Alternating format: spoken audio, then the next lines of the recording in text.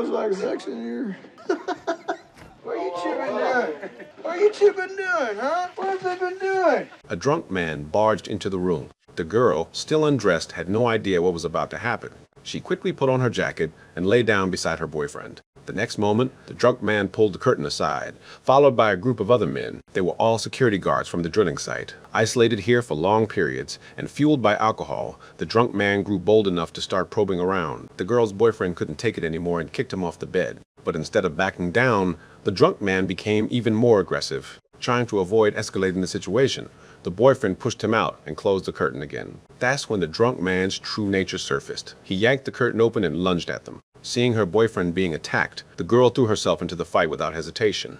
The other men also lost control, and the scene quickly descended into chaos. The girl was knocked unconscious. When her boyfriend struggled back to his feet, he saw her being assaulted and launched himself at the attackers again. The girl pulled on her pants and crawled up with difficulty. After one last glance at her boyfriend, she chose to run outside to look for the police. In the desolate, snowy wilderness, there was no signal, no road in sight. To find help, she would have to run over 10 miles, but in temperatures well below freezing, there was no way she could make it out of those mountains. She hadn't run far when she collapsed in the snow. The extreme cold had already crystallized the fluid in her lungs, and her limbs were suffering from varying degrees of frostbite.